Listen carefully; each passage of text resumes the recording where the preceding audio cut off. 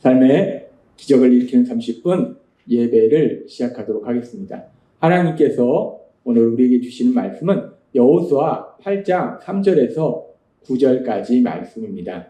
이 말씀 제가 봉독하도록 하겠습니다.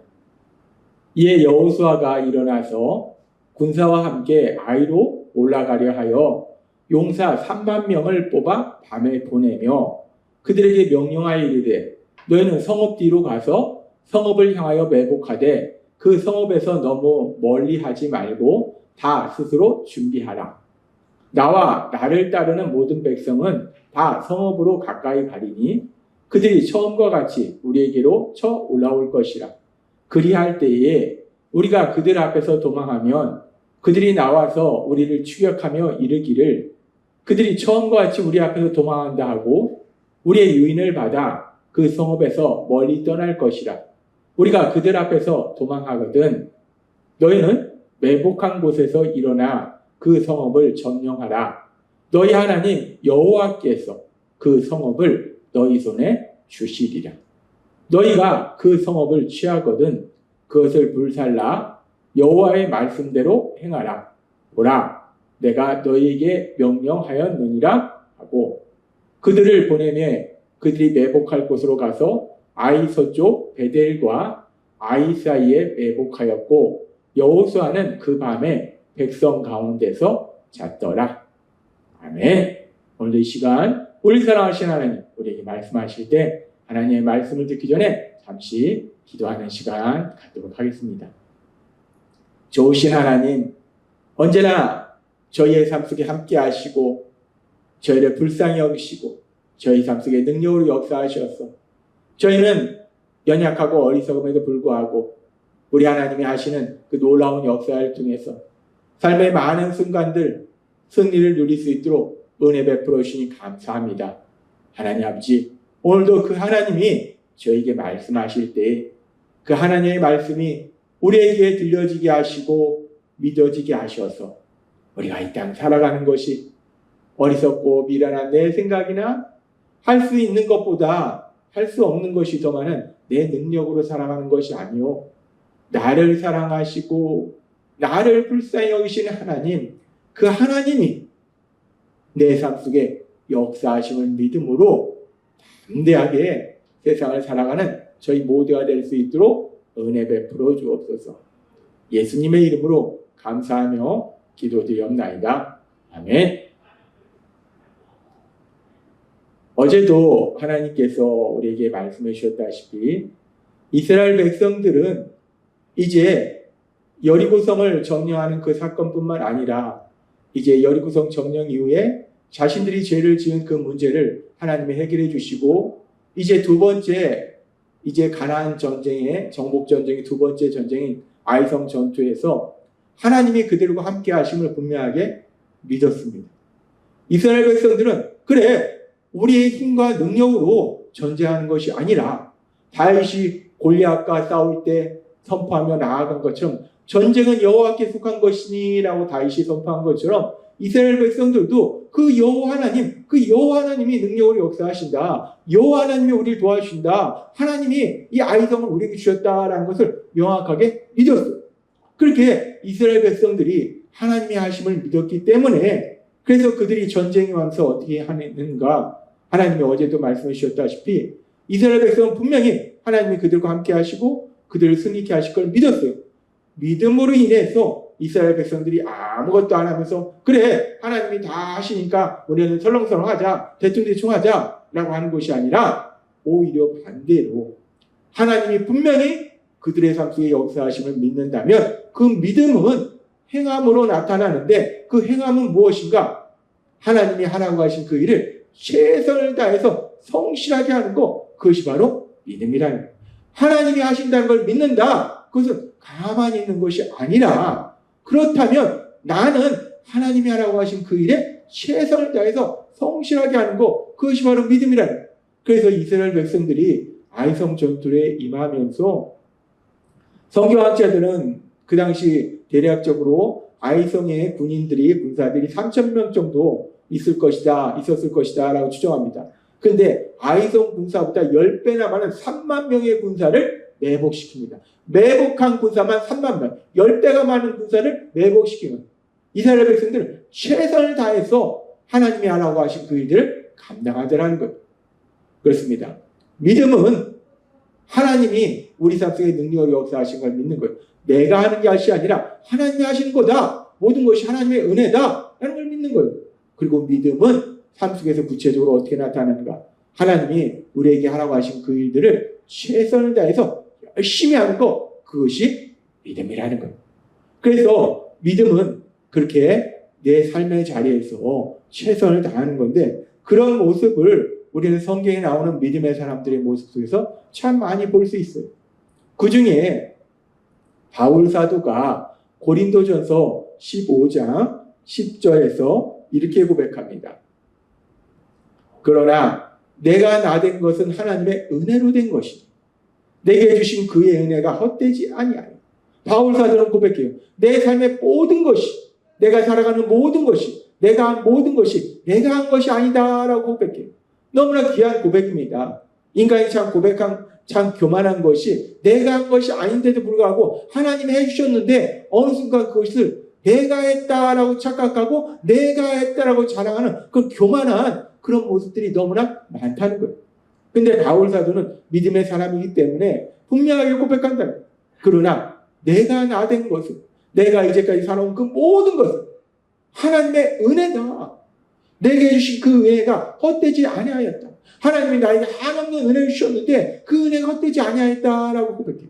그러면서 바울 사도가 내 삶의 모든 것이 그렇게 하나님의 은혜다. 하나님이 다 해주신 것이다 라고 고백하는데, 그러면서 그 뒤에 바울 사도가 무엇이라고 하는가? 내가 모든 사도보다 더 많이 수고하였으나 라고. 바울 사도가 내 삶의 모든 것이 하나님의 은혜다. 나는 아무것도 한 것이 없다. 하나님이 다 해주셨다. 그래서 나는 그냥 대충 살았다 라고 고백하는 거예요. 다 은혜다 라고 고백하면서 어떻게 보면 논리적으로 말이 안 되는 것 같아요. 다 은혜다? 그래서 내가 무지하게 노력했다 라고 얘기해요. 근데 이것이 바로 믿음이라는 거예요. 모든 것이 은혜예요. 하나님의 은혜인데, 그렇기 때문에 그 은혜가 헛되지 않아요. 하나님의 은혜를 주셨기 때문에 그 은혜가 다 헛되지 아니해서 내가 모든 사도보다 더 많이 수고하였다.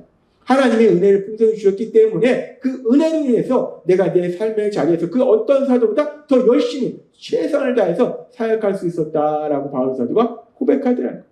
그러면서 바울 사도는 고백하는, 내가 한 것이 아니라 내가 모든 사도보다 더 많이 수고했으나 내가 그 어떤 사도보다 더 열심히 최선을 다해서 사역을 했는데 그것이 내가 한 것이 아니요 오직 나와 함께 하신 하나님의 은혜로라. 아멘. 바울 사도의 이 고백이, 이 믿음의 고백이 여러분의 고백이 되시기를 바랍니다. 바울 사도를 사랑하신 하나님, 바울 사도에게 한없는 은혜를 베풀어 주신 하나님, 오늘 말씀을 듣고 있는 우리들을 하나님의 아들이요 딸로 삼아주시고 우리에게도 똑같이 한없는 은혜를 베풀어 주고 계심을 믿습니다. 하나님이 그렇게 은혜 주시면 그 은혜로 인해서 우리가 하나님의 은혜 주시니까 나는 가만히 있어도 돼 아니라 그 은혜를 가지고 하나님 주신 그 능력을 가지고 내가 살아가는 삶의 자리, 내 가정에서, 내 직장에서, 내가 인간관계 속에서 최선을 다해서 열심히 살아갈 때 그런 나를 통해서 하나님의 크신 영광이 이 땅 가운데 나타나게 된다. 바울 사도는 고백합니다. 모든 것이 은혜다. 그래서 그 은혜로 인해서 내가 그 어떤 사도보다 최선을 다해서 열심히 살겠다라고 고백하자는 거예요. 믿음이 무엇인가를 우리는 바울 사도의 모습을 통해서 명확하게 알 수 있습니다. 믿음은 하나님이 모든 것을 하심을 믿는 것이 믿음인데, 그 믿음의 구체적인 모습은, 삶의 현재의 구체적인 모습은 하나님이 모든 걸 다 하시니까 나는 그냥 놀아도 돼가 아니라 하나님이 나한테 하라고 하신 그 일들, 가정에서, 직장에서, 세상 속에서 나에게 하라고 하신 그 일들을 최선을 다해서 열심히 하는 것, 그것이 믿음이라는 것. 하나님께서 저를 불쌍히 여기사 구원하여 주시고 하나님의 아들로 삼아 주시고 더 나아가서 이제 저를 목회자로 부르실 때 그 목회자의 사명을 감당하기 위해서 제가 미국에 가서 신학을 공부했습니다. 그렇게 신학을 공부하고 있을 때 저보다 늦게 신학대학에 온 그 한국인 전사님이 계셨어요. 그분이 수업 시간에 저한테 물어봤습니다. 전사님, 근데 공부하다가 이러이러한 문제들이 있으면 어떡합니까? 라고 저한테 물어봤어요. 그때 저는 망설임 없이 전사님한테 말씀드렸어요. 아, 그런 문제가 있으면 하나님 앞에 기도합니다. 라고 말씀드렸어요. 그리고 또 시간이 지나서 그 전사님이 저한테 또 물어봤어요. 전사님, 그런데 생활하는 데 있어서 이러이러한 문제가 있으면 어떡합니까? 라고 물어봤어요. 그래서 저는 그 전사님에게 또 한번 말씀드렸어요. 아, 그럴 때 저는 하나님 앞에 기도합니다. 라고 얘기했어요. 그리고 시간이 지나서 또 전사님이 저한테 물어보는 겁니다. 그래서 그때도 마찬가지로 대답했어요. 아, 그럴 때는 하나님 아버지 앞에 기도합니다. 기도를 하나님께 지혜를 구하고 하나님께 도우심을 구합니다. 라고 대답했어요. 그리고 또 어떤 일이 있어서 전사님이 저한테 물어봤어요.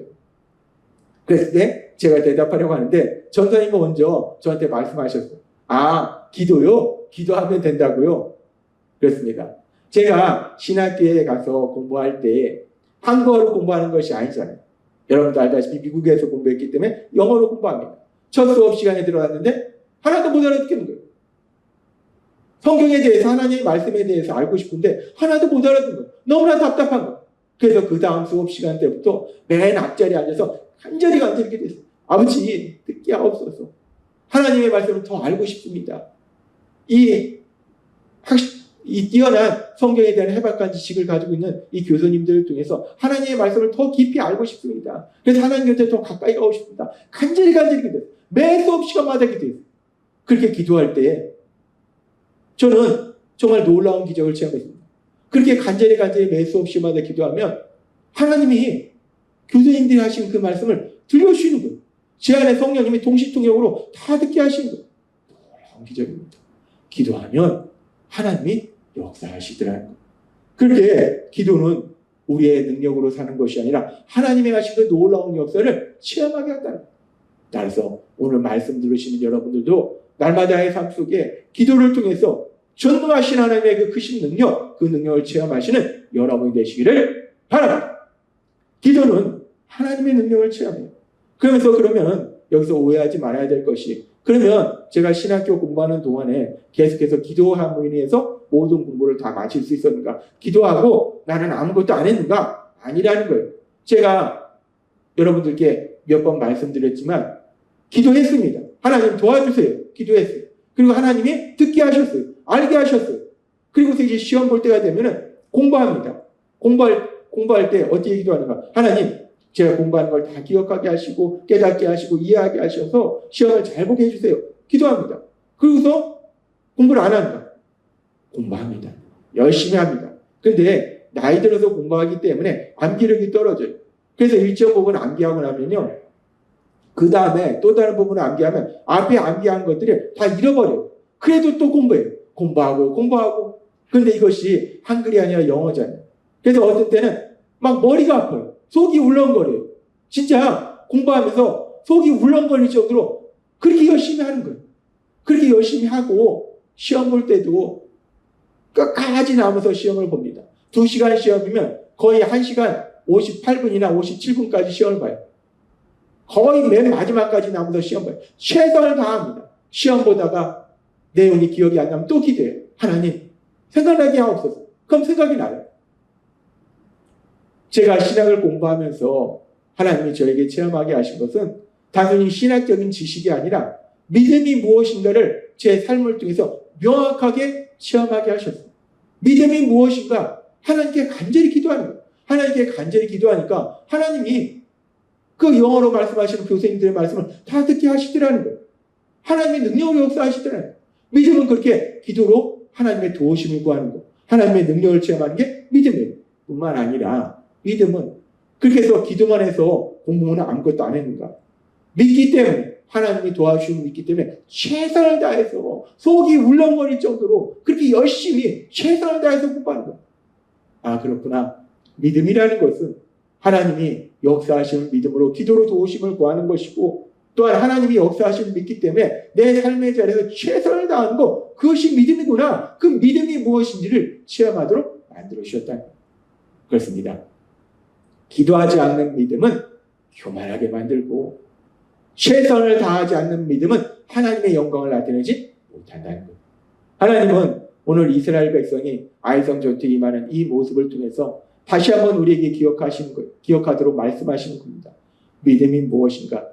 믿음이란 하나님이 모든 것을 행하신다는 것을 믿는 것, 그것이 믿음이고, 그렇게 하나님이 모든 것을 행하신다는 믿음은, 그래서 하나님이 다 하시니까 나는 아무것도 안 하고 놀고 있으면 돼가 아니라, 하나님이 나에게 하라고 하신 그 일들을 최선을 다해서 열심히 하는 것, 그것이 믿음이다라고 말씀하신다. 따라서 그 하나님이 우리에게 날마다 베풀으신 그 하나님의 은혜를 인하여 바울 사도에게 고백한 것처럼 모든 것이 하나님의 은혜다. 그 은혜로 인해서 내가 모든 사람보다 더 수고했으나 내가 한 것이 아니라 하나님의 은혜다 고백한 것처럼, 하나님이 풍성히 여러분에게 주신 그 은혜로 인하여 이 땅을 살아가는 삶의 현장에서, 내 삶의 현장에서 최선을 다하고 그 모든 것이 내가 한 것이 아니라 하나님의 은혜다 라고 고백할 수 있는 귀한 믿음의 삶을 사시는 여러분이 되시길 주님의 이름으로 축원합니다. 기도하겠습니다. 하나님 아버지 감사합니다. 오늘도 다시 한번 믿음이 무엇인지를 다시 한번 저에게 명확하게 말씀하시고, 우리가 그 믿음의 삶을 통해서 하나님의 크신 영광을 나타낼 수 있도록 은혜 베풀어 주시니 감사합니다. 예수님의 이름으로 감사하며 기도드리옵나이다. 아멘. 이 시간 우리 사랑하신 하나님, 그 하나님 주신 말씀을 묵상하면서 조용히 기도하는 시간 갖도록 하겠습니다.